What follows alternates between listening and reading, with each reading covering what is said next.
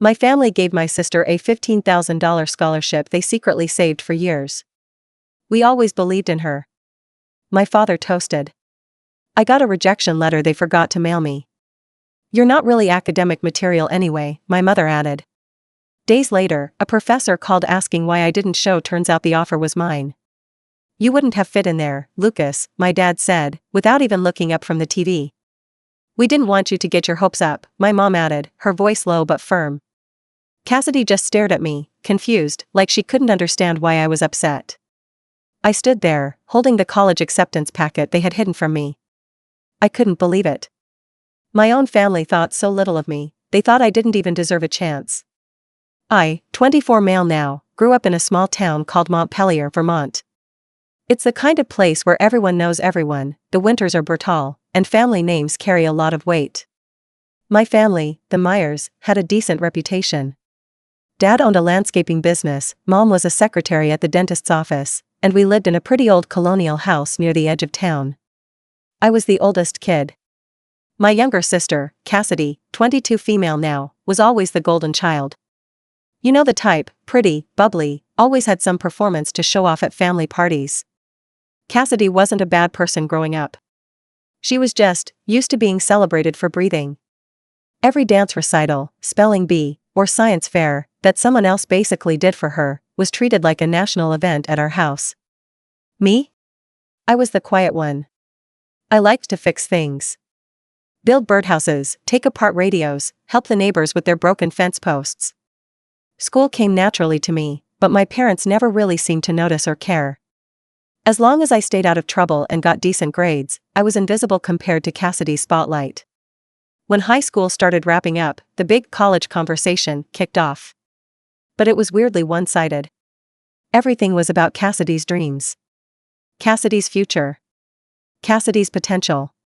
Whenever I mentioned my own plans, like maybe studying engineering, or applying to Middlebury College, the conversation would dry up, or someone would need to refill their coffee. Still, I kept my head down. I worked a part-time job at a local hardware store to save up money. I applied to colleges on my own.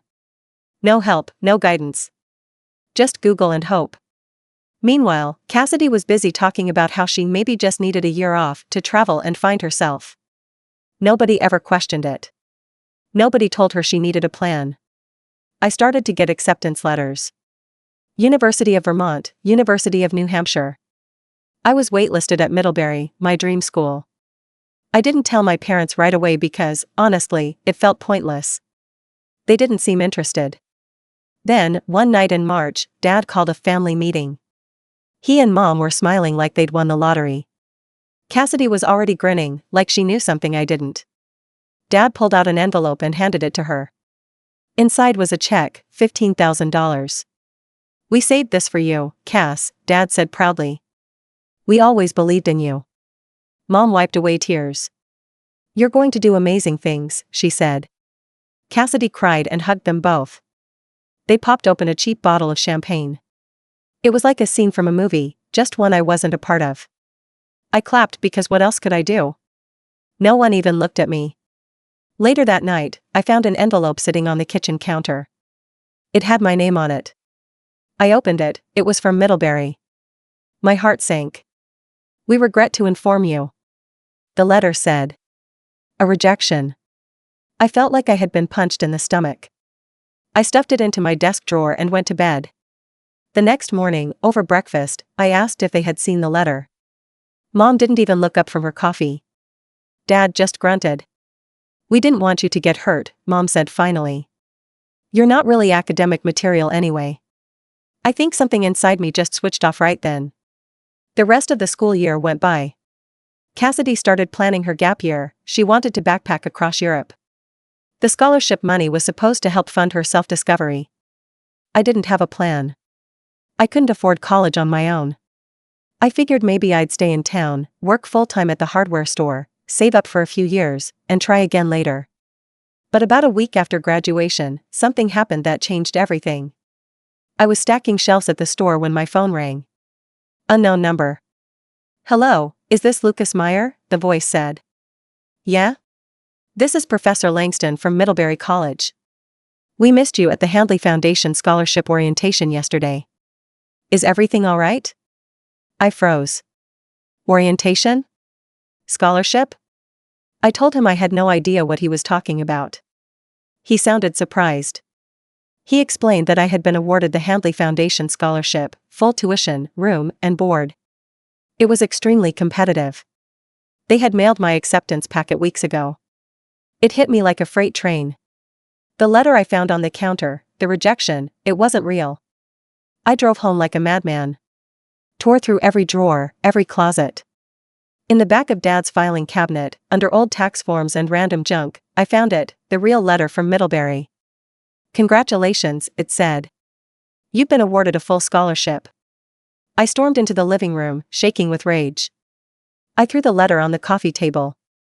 You had this, I said. You hid this from me. Dad barely glanced at it. You wouldn't have fit in there, Lucas. Mom sighed. We didn't want you getting your hopes up just to be disappointed. Cassidy looked confused. Why are you making this about you? I couldn't breathe. I realized in that moment that they hadn't just given up on me, they had actively sabotaged me. They wanted me to stay small. To stay home. To be the family disappointment. I packed a duffel bag that night. I didn't even think. I just drove. I slept in my car outside Middlebury's admissions office. Explained everything the next morning. To their credit, Middlebury staff were amazing. They were horrified. They got me into a dorm. Helped me catch up on missed paperwork. Found me a spot in summer orientation. I didn't hear from my family for months. Cassidy posted pictures from Greece, Italy, France. Mom would send random texts about holidays or Cassidy's adventures. I ignored them. Middlebury wasn't easy. I had to pick up night shifts at a diner to cover extras the scholarship didn't.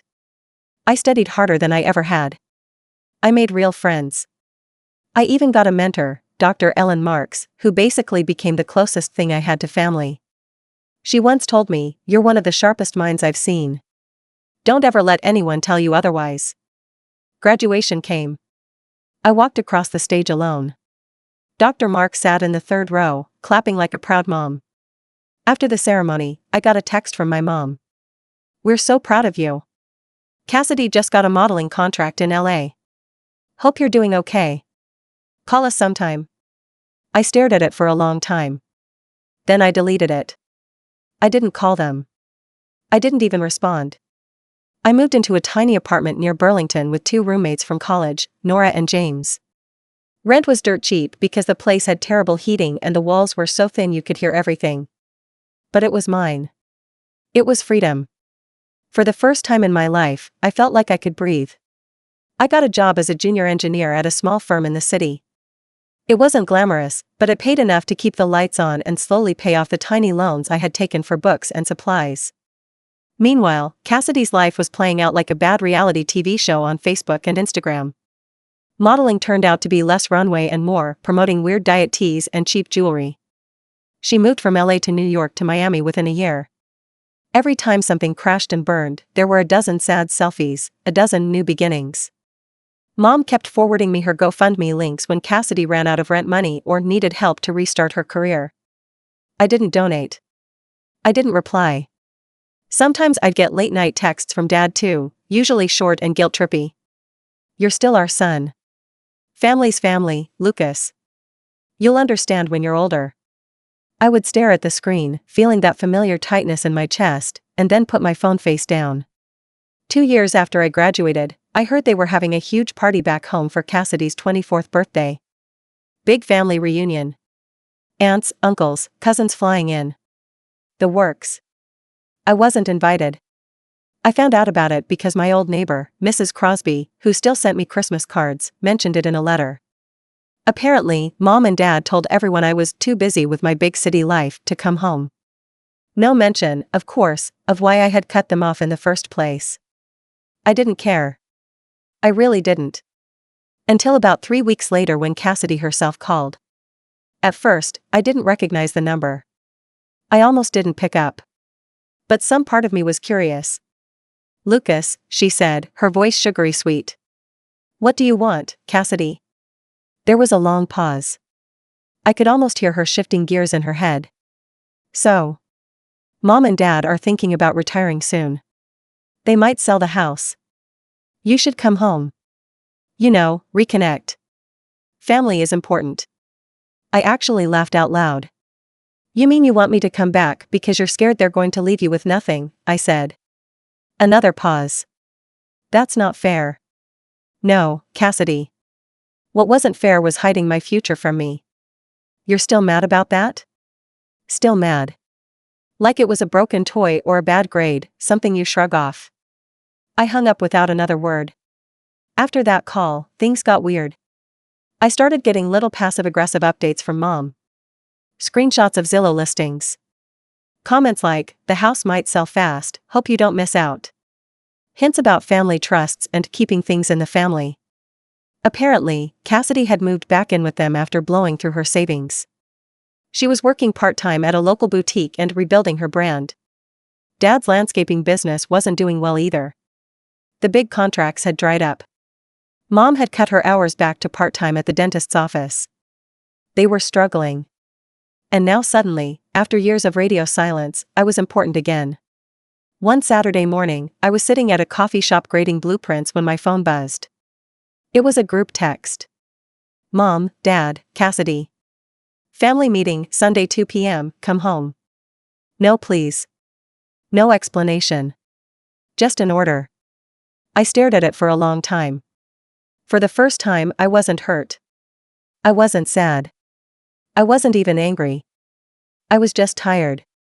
But part of me, a small, stubborn part, wanted to see what they would say to my face. After all this time. So I texted back, I'll be there. When I pulled up to the old house, nothing had changed. Same peeling white paint. Same sagging porch swing. Same cracked driveway. Inside, it was like stepping back into a time capsule. The same brown couch. The same faded family photos. Even the smell, a mix of lemon cleaner and dusty old curtains, was the same. Mom was sitting in her armchair, hands folded in her lap. Dad was standing by the fireplace. Cassidy was perched on the arm of the couch, twirling her hair around her finger. Lucas, Mom said, smiling like I had just come back from summer camp, not 3 years of silence. I didn't smile back. We're so happy you came, Dad said. His voice was rougher than I remembered. He looked older. Smaller. I sat down in the chair farthest from them. So? I said. Why am I here? They glanced at each other. Cassidy cleared her throat. We're selling the house, she said. And Mom and Dad want to make sure everything's fair. Fair. The word made me want to laugh. We talked to a lawyer, Mom said quickly. There's going to be a little money after the sale. We want you to be part of it. Cassidy jumped in, but, obviously, since I stayed here and helped out more, I should get a bigger share. Helped out. As in, lived here rent-free while pretending to rebuild her life. I leaned back. And you thought I'd just show up and agree to whatever crumbs you throw me? Mom looked hurt. Lucas, don't be difficult. We're trying to be fair. Dad crossed his arms. You're acting like you're better than us. I'm not, I said. I just worked my ass off to get away from people who didn't believe in me. Cassidy rolled her eyes. Are you seriously still whining about that? You got your degree. You're doing fine. Yeah, I said, standing up. I am. And I don't owe you anything. I walked to the door. Lucas, wait, Mom called after me. Family is family. I paused with my hand on the doorknob. You made your choice, I said. You just didn't think I'd survive it. Then I walked out without looking back. When I got back to Burlington that night, I half expected the guilt to hit me. It didn't. If anything, I felt lighter than I had in years. But the peace didn't last long. A few days later, I started getting emails from a lawyer, someone hired by my parents. They wanted me to officially waive any claim to the proceeds from the house sale. Cassidy needed security to get back on her feet. They made it sound like I was being greedy just for existing. I didn't reply. A week later, a registered letter showed up at my apartment. It was a proposal. In exchange for signing away my claim, they would offer me $5,000. $5,000. For a childhood of neglect. For sabotage. For betrayal. I laughed and tossed it onto the kitchen counter like junk mail. James, my roommate, saw it and asked what was going on. I gave him the quick version. He whistled low. Man. That's cold. Yeah, I said. But honestly? It's not surprising. Another week went by. Then Cassidy called. Again. This time, she didn't even bother pretending to care. Look, Lucas, she said, her voice sharp. Mom and Dad are getting older. They can't handle this stress. Just sign the papers. It's not a big deal. I didn't say anything. I mean, you make good money now, right? You don't need it. I need it. The entitlement dripped off her words. Let me guess, I said. Another business venture? Silence. I had hit the nail on the head. Turns out Cassidy wanted to open a boutique. Not a real boutique, more like a pop-up experience where influencers could rent outfits and take photos. She had a whole pitch deck and everything. It was pathetic. You think you're so much better than us, she snapped. Just because you got lucky. Yeah, I said quietly. Lucky. I hung up before she could say anything else. 2 days later, Mom showed up. At my apartment. No warning, no text. Just standing outside my building holding a tin of lemon bars like it was still 2005 and I was a kid coming home from school. I almost didn't open the door. But part of me was curious, morbid curiosity, like watching a slow-motion car crash. Hi, sweetheart, she said, pushing past me into the tiny living room. I stood there, arms crossed. She looked around like she expected it to be bigger. Fancier. She set the tin on the coffee table and sat down on the battered couch. We need to talk. I stayed standing. About the house, she said. We just want what's best for everyone. Everyone being Cassidy. Mom flinched like I had slapped her. She's struggling, Lucas. She's had a hard time. So did I said. Difference is, nobody cared. She blinked fast, like she might cry. But I knew those tears. They weren't for me. They were for the situation. For how inconvenient it all was. You're so cold, she whispered. What happened to you? You did, I said.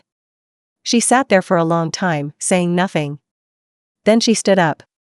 Smoothed down her coat. Picked up the tin of lemon bars. I hope you can live with yourself, she said quietly. I watched her walk out the door without replying. The next week, they sold the house. For less than they hoped. Cassidy posted a long, melodramatic Facebook status about how people you love can hurt you the most and some brothers are just jealous of your light. I didn't comment. I didn't react. Let them tell whatever story they needed to survive. I was busy living a life they never thought I deserved. Life went on. A year after the house sold, I heard Cassidy's boutique pop-up project had flopped spectacularly. She had sunk most of the house money into renting a high-end storefront in a dying mall, bought racks of cheap clothes, and paid a branding consultant who took her money and ghosted her. Within 6 months, she was broke again and moved into a rundown apartment 2 towns over.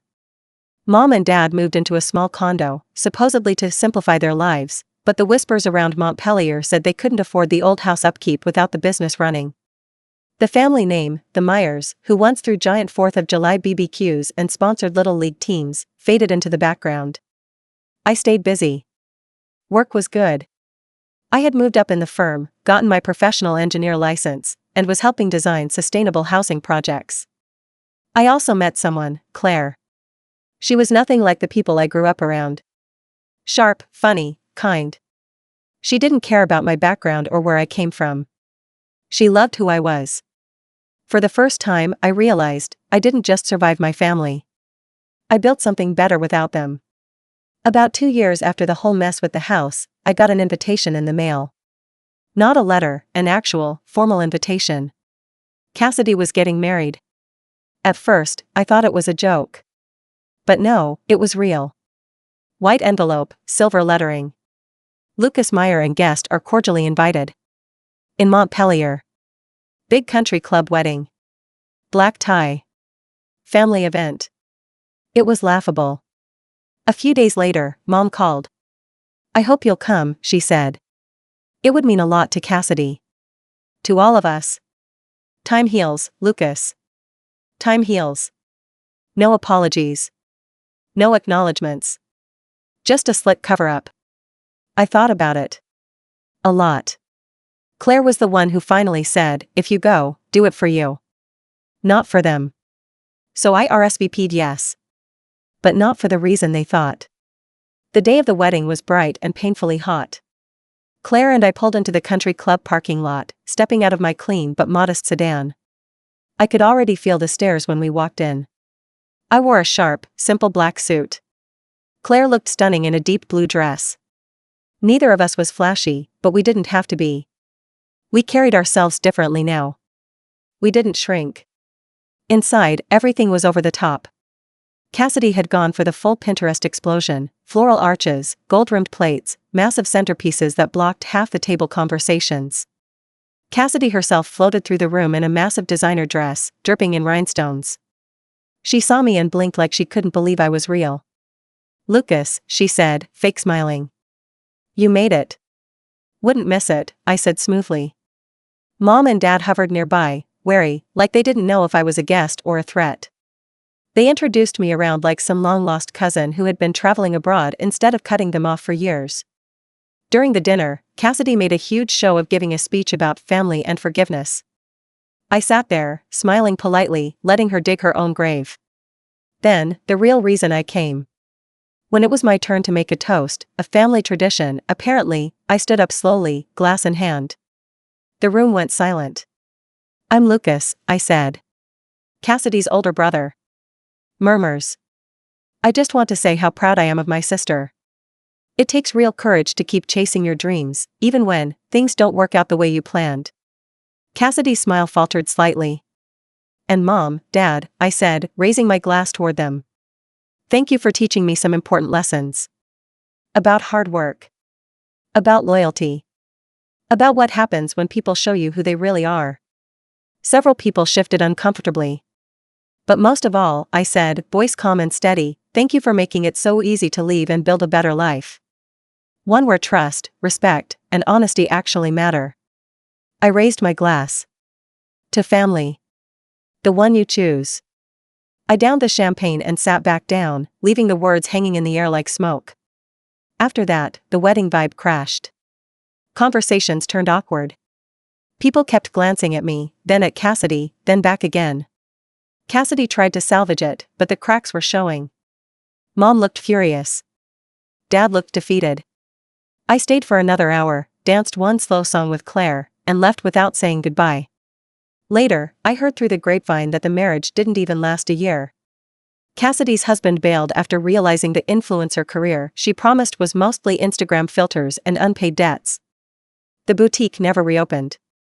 The next big thing never came. Mom and Dad tried to host another family reunion a year later. I wasn't invited. Didn't need to be. Because the real revenge? Was living a life so far above what they thought I deserved that they couldn't even reach it. No screaming matches. No lawsuits. No public fights. Just quiet, undeniable success. And the knowledge that they had front row seats to watch me live it without them.